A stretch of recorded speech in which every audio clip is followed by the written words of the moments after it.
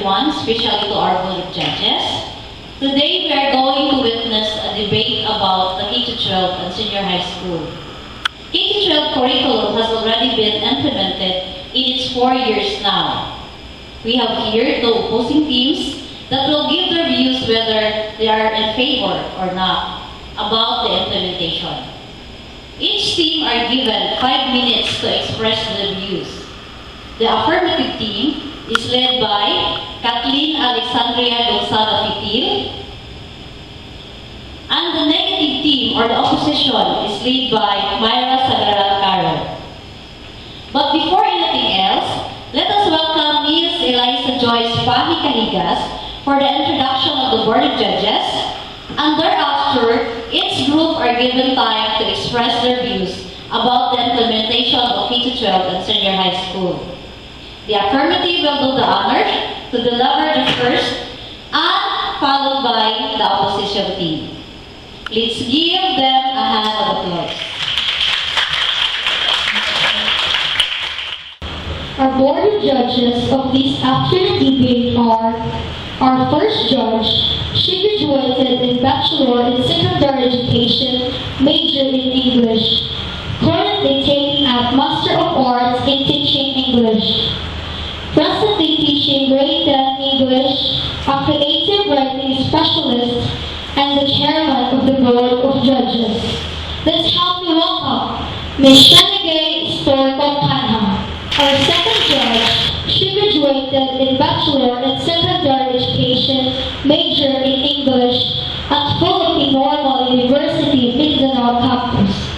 A Teacher 1, Advisor in Grade 9 at Barcelona, and Dance Advisor for Grade 7 and Grade 8.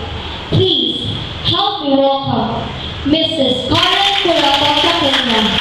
Our last judge, she graduated in Bachelor in Secondary Education, major in English at Father Saturnino Orios University, and currently teaching at Magallanes National High School.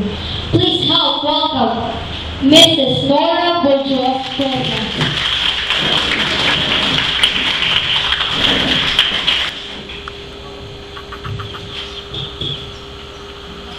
Change is never easy, particularly when it concerns huge responsibilities such as the implementation of the main curriculum of our nation, the K-12 program. Filipinos are known to be competitive in the international community. While this may be true, our current education system hinders us in becoming more competitive among the other countries. According to a comment on an editorial flipped, graduating in the K-12 program can have an immediate work after high school without needing an extra TESTA certificate or passing college requirements such as NSTP and board examinations. More job openings for work that previously required a 2-year college course. Before crying foul against it for more years toward basic education, why don't you divert your attention to the advantages brought by this new curriculum? A philosopher of the classical Greece named Plato once said, "The state is essentially an educational community. It is created by education and can survive only on condition that all its citizens receive an education that will enable them to make rational political decisions. We, the countrymen, have discrete opinions on different issues, but we remain unified in the subject concerning education. All of us know that a quality education shall lead to the success and improvement of our nation. We believe that K-12 is another burden that will most affect the unfortunate students, especially their parents, for they will shelter out more money for transportation and food of their children. Addressing the old problems in the educational system is much essential than changing the educational system itself. That ed must first solve the lack of classrooms, teachers, defective facilities, and error-free textbooks, to name some. As an editorial put it, we need to have a better education, not more education. We do not need years. We need the quality of education suffice a definition of satisfaction.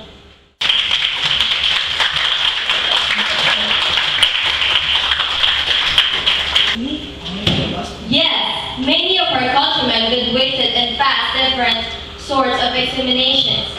But still, majority who graduated in our old curriculum are unemployed, as you can observe in a broke society. Our goal is to enhance and to make the education better by reforming the educational system. It depends on the person's choice to work abroad or to serve his or her own country. In any case, if the person really desires to work abroad, cannot be condemned to international jobs and cannot be rejected due to having a 12-year basic education cycle. So you mean that the main reason for implementing the K-12 curriculum is to prepare our professional graduates to serve other nations? When in fact, without the K-12, many graduates pass their board examination and many get decent jobs relevant to their courses. So, K-12 is not the problem here, or implementing or adding senior high school. It is one's personal determination to succeed.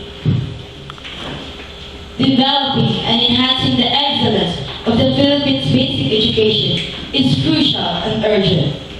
Referring to the conducted achievement test, the poor quality of basic education is reflected in the low achievement scores of Filipino students. According to Isagani Cruz, the short duration of the basic education program also puts the millions of overseas Filipino workers, especially the professionals and those who intend to study abroad, at a disadvantage.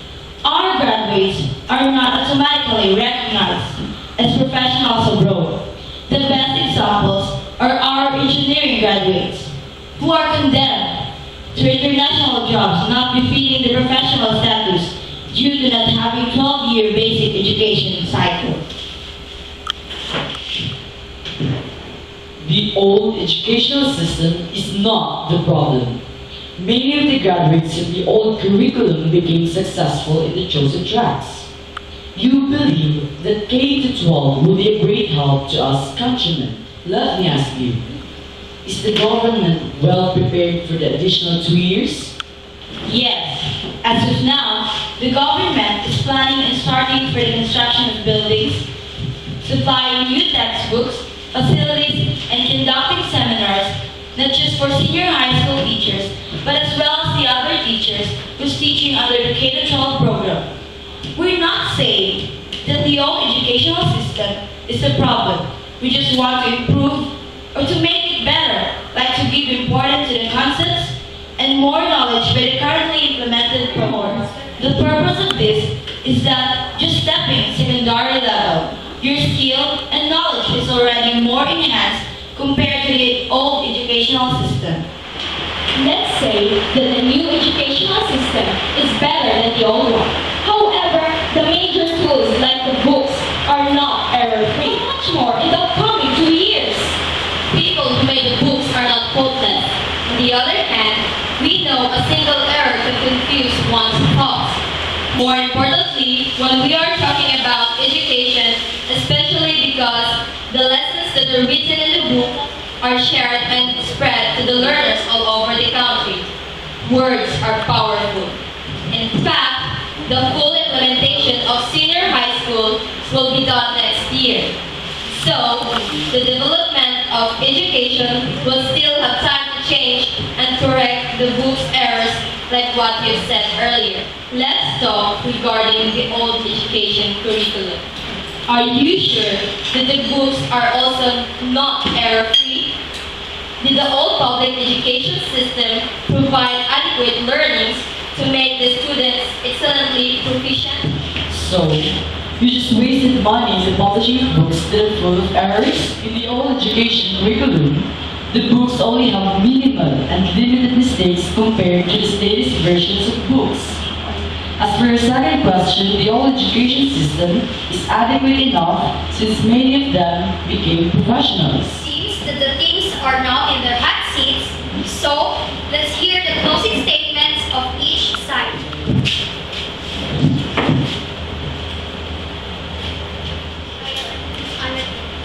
A message of His Excellency, the President of the Philippines, Benigno Simeon Aquino III, once said that he believes that good education is the best investment in the future of a child and of a nation.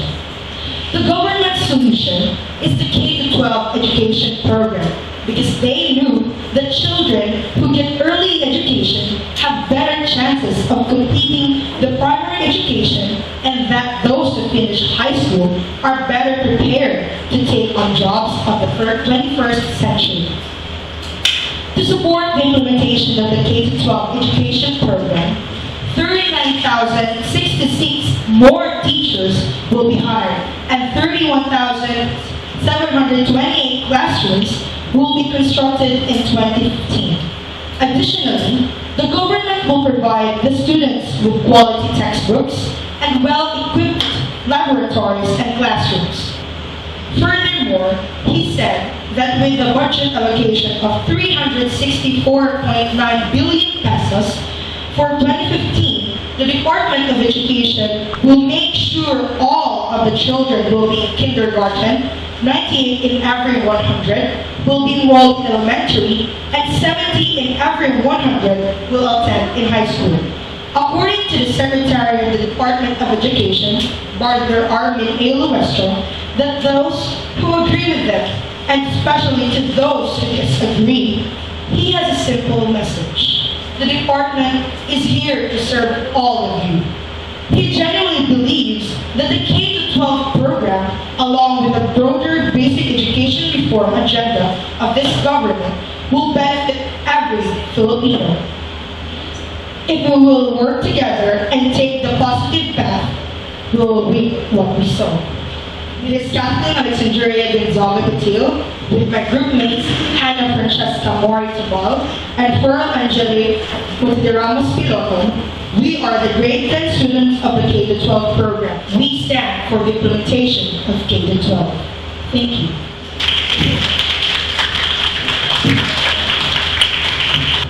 It makes no difference to add 2 years or not adding one, for it only develops your skills for an early employment.